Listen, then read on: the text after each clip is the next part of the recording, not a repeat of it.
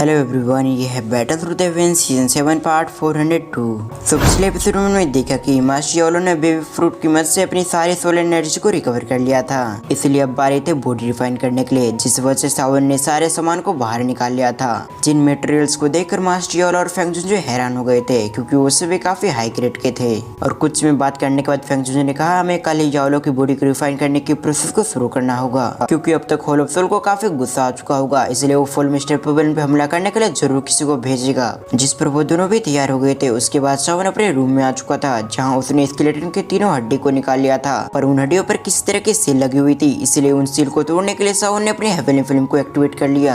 और कुछ घंटों के बाद स्केलेटन की हड्डियां हेवनली फ्लेम से रिफाइन होकर किसी लिक्विड में ट्रांसफॉर्म हो गई थी। और जैसे सावन ने उन लिक्विड को टच किया तो वो लिक्विड सावन के बॉडी के अंदर आ गई थी, जिस वजह से सावन को काफी दर्द हो रहा था। पर जब सावन ने अपनी आंखें खोली तो उसने अपने आप को एक नई जगह पे पाया, जिस वजह से वो सरप्राइज हो गया था। और तभी सावन को एंशिएंट रिमेन्स वाला स्केलेटन दिखा, जिसने अपनी टियान क्लास के टेक्निक सावन को दे दिया, और उस जगह से वो स्केलेटन डिसअपीयर होते हुए अपना नाम जाहुआ बताया। उसके बाद सावन अपने रूम में आ चुका, जहाँ वो टियान डाउट टेक्निक को इस्तेमाल करने के लिए काफी एक्साइटेड दिख रहा था। और एक्साइटेड में सावन अपनी टियान क्लास की टेक्निक को परफॉर्म करने लगा, लेकिन तभी उसे एहसास हुआ ये तो फॉल मिस्टर पवेलियन है, और अगर सावन ने इस जगह पर इस टेक्निक का इस्तेमाल किया तो फॉल मिस्टर पवेलियन बर्बाद हो जाएगा। तो अब आगे इस पार्ट की शुरुआत में हम एक रूम से काफी टेरिफाइंग पावर को निकलते हुए देखते हैं, और ये रूम और किसी का नहीं बल्कि सावन का था। सीन शिफ्ट होकर हम सावन को दिखते हैं, जो इस चीज को महसूस करते हैं जल्दी से अपनी टेक्निक को परफॉर्म करना बंद कर देता है। सावन के ऐसा करते हुए आसपास की एनर्जी डिसअपीयर होने लगती है, साथ ही सावन आसपास की एनर्जी को अपने बॉडी के अंदर वापस ले रहा था, और कुछ समय के अंदर उस कमरे का माहौल पूरी तरह से ठीक हो गया था। उसके बाद सावन अपने हाथों को देखने लगता है, साथ ही सावन अपने मन में कहता है डाओशेंग जाहुआ की मदद से मेरा हाथ रिफाइन हो चुका है, इसलिए मुझे इस टेक्निक को परफॉर्म करने में ज्यादा समय नहीं लगा, और जल्दी में इस टेक्निक में मास्टरी हासिल कर लूंगा।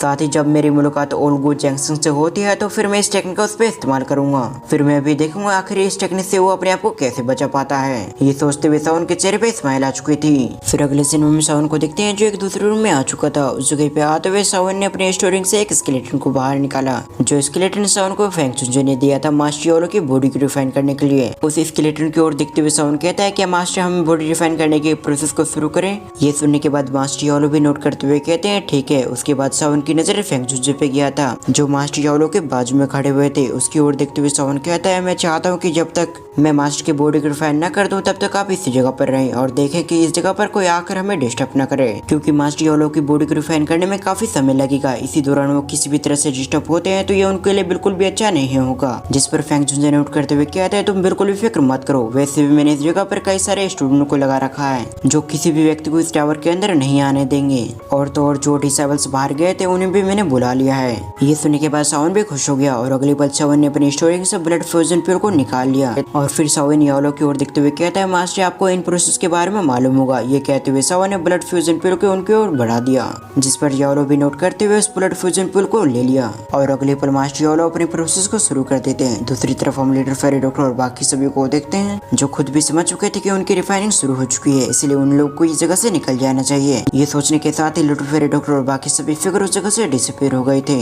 उनके जाते हम एक बार फिर से मास्टर योलो को देखते हैं, जो अपनी थोड़ी सी सोल एनर्जी सावन को देते हैं, और उस सोल की एनर्जी को सावन स्केलेटन के अंदर डाल देता है। और उसके बाद सावन योलो की ओर देखते हुए कहता है मास्टर सबसे पहले मैं आपकी बॉडी को रिफाइन करूंगा, और जैसे मैं बॉडी को रिफाइन कर लूंगा तो उसके बाद आप इसके अंदर चले जाना, जिसके बाद आपको ही सब कुछ संभालना होगा। सावन की पूरी बात सुनने के बाद मास्टर योलो भी नोट करते हुए कहते हैं ठीक है। योलो को एग्री होता देख सावन का भी एक्सप्रेशन सीरियस हो गया था, साथ ही वो अपने मन में कहता है मैंने इससे पहले टियानजुन जी की बॉडी को रिफाइन किया है, पर उनकी क्वालिटी इतनी भी हाई नहीं थी जितनी हाई मास्टर योलो के इंग्रेडिएंट्स है। ये सब सोचते हुए सावन अपने स्टोरेंज से एक बोतल को निकाल लेता है, और उन डिब्बों के अंदर कुछ ब्लड की बूंदे मौजूद थी। उसे देखते हुए सावन उसके अंदर से कुछ ब्लड की बूंदे निकालता है, जिसे सावन ने स्केलेटन के अंदर डाल दिया था, और ऐसा करते हुए उसके अंदर से काफी मात्रा में एनर्जी निकलती है, और कुछ समय के अंदर ब्लड की बूंदे स्केलेटन के साथ मर्ज हो जाती है। ऐसा होते स्केलेटन की रंग चेंज होने लगी, और अगली पल सावन ने उस स्केलेटन को हवा में फ्लोट करवा दिया, यानी कि सावन ने स्केलेटन को हवा में ले आया था। ऐसा होते ही सावन ने अपने हेवनली फ्लेम को एक्टिवेट कर लेता है। साथ ही सावन स्केलेटन की ओर देखते हुए अपने मन में कहता है ब्लड एसेंस अभी भी स्केलेटन के साथ सही से मर्ज नहीं हुई है, इसीलिए मुझे ब्लड एसेंस को स्केलेटन के साथ ऐसे मर्ज करना होगा और ब्लड एसेंस को स्केलेटन के साथ मर्ज करने में मेरी हेवनली फ्लेम मदद करेगी।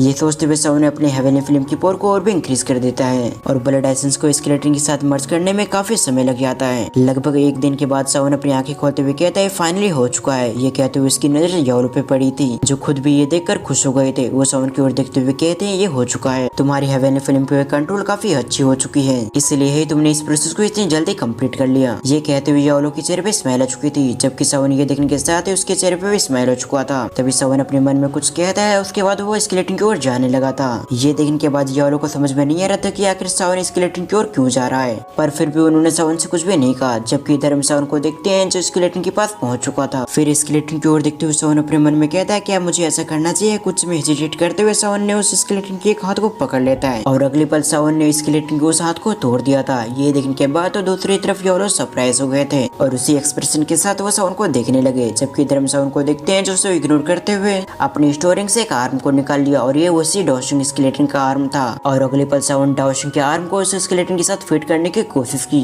पर ये दोनों ही अलग अलग बॉडी के स्केलेटन थी, इसलिए सावन ने अपनी हेवनली फ्लेम का इस्तेमाल करते हुए दूसरे आर्म की साइज में ले आया, जिसके बाद सावन ने उस आर्म को जोड़ दिया। जबकि दूसरी तरफ हम मास्टर यालो को देखते हैं जो उस आर्म को देखते ही समझ चुके थे कि ये एक डाओशिंग की हाथ है। यालो के शब्द सुनने के बाद सावन कहता है आपने बिल्कुल सही पहचाना, ये एक डाओशिंग की हैंड है और ये हैंड मुझे एंशिएंट रिमेंस के अंदर मिला था और डाओशिंग की हैंड होने की वजह से ये काफी पावरफुल है, जिस वजह से ये हैंड आपके काफी काम आएगी। साथ ही सावन अपने मन में कहता है इस एंशिएंट रिमेंस के अंदर मैंने इस हैंड की पावर देखी थी, इसलिए मुझे पता है ये हैंड काफी पावरफुल है, पर फिर भी मैं इस हैंड का इस्तेमाल नहीं कर सकता। इस हैंड को इस्तेमाल करने के लिए मुझे एक आर्म को गवाना पड़ेगा, जो मैं बिल्कुल भी नहीं करूंगा। लेकिन मास्टर यालो अपनी बॉडी में नहीं है, इसीलिए मैं इस हैंड को मास्टर की बॉडी में ऐड कर सकता हूँ। जबकि नुकसान की बात की जाए तो ऐसा होने की चांसेस काफी कम है, क्योंकि ये एक डाओशिंग की स्केलेटन है और इसके चलते इन फ्यूचर मास्टर को इससे डाउस में ब्रेक थ्रू करने में काफी मदद मिलेगी। और कुछ घंटों तक सावन अपने हेवनली फ्लेम से उस हैंड को स्केलेटन के साथ मर्ज करता रहता है और लगभग 2-3 घंटे के बाद सावन मास्टर यालो से कहता है मास्टर आपको जल्दी जल्दी इस बॉडी के अंदर एंटर करना होगा। ये सुनते ही यालो ने भी नोट किया और अगले पल उन्होंने ब्लड फ्यूजन पिल को निगल लिया और अगले पल मास्टर यालो ने उस बॉडी के अंदर एंटर कर गए, जिस वजह से उसके माथे पे एक सिंबल अपीयर हो गया था और वो सिंबल काफी तेज से चमक रहा था। और अगले पल हम देखते हैं उस बॉडी के अंदर से एक टेरिफाइंग पावर रिलीज होती है। उसे देखते हुए सावन का एक्सप्रेशन काफी चेंज हो गया था। सावन अपने मन में कहता है मुझे जल्दी करना होगा। ये कहते हुए सावन अपनी 3000 बर्निंग फ्लेम की पावर को और भी इंक्रीज कर देता है, जिसके चलते सावन की 3000 बर्निंग फ्लेम की पावर चारों तरफ फैल जाती है और इस प्रोसेस में सावन को थोड़ी बहुत तकलीफ हो रही थी, जिसे सावन ने पूरी तरह से इग्नोर कर दिया था, क्योंकि जिस दिन का इंतजार सावन इतने सालों से कर रहा था फाइनली वो दिन आ चुका है। इसीलिए सावन किसी भी वजह से अपने ध्यान को भटकने नहीं दे सकता था और इस प्रोसेस को करते हुए कुछ घंटे और बीत जाते हैं, जब हम उस प्रोसेस को देखते हैं जहाँ धीरे धीरे करते हुए वो बॉडी एक फॉर्म ले रही थी, यानी कि एक जाना माना चेहरा बन रहा था, जो और किसी की नहीं बल्कि मास्टर यालो की थी, जो काफी यंग दिख रहे थे। साथ ही उसके आसपास काफी हेवनली फ्लेम होती है। ये देखने के बाद सावन भी खुश हो गया था। साथ ही वो अपने मन में कहता है कुछ प्रोसेस और बचे हुए हैं, जिसके बाद मास्टर यालो को सब कुछ अकेले देखना होगा, फिर मास्टर यालो एक बार फिर से जिंदा हो जाएंगे। ये सब सोचते हुए सावन काफी खुश हो गया था। जबकि दूसरी तरफ हम एक जगह पे देखते हैं जहाँ पर कुछ लोग मौजूद होते हैं, जो दिखने में काफी टेरिफाइंग लग रहे थे। और इस सीन के साथ ही हमारा ये एपिसोड यहीं पर एंड होता है। और जहाँ तक मुझे लगता है कि आप लोगों को पता चल ही गया होगा कि ये लोग कौन होंगे, बट फिर भी मुझे कमेंट करके जरूर बताएं। मैं देखना चाहता हूँ कि आप लोगों में से कितने लोग सही जवाब दे पाते हैं। और साथ ही आप मुझे कमेंट करके ये भी बताएं कि आपको आज की एक्सप्लेनेशन कैसे लगी। एंड वीडियो को फुल वॉच करने के लिए थैंक्स फॉर वॉचिंग।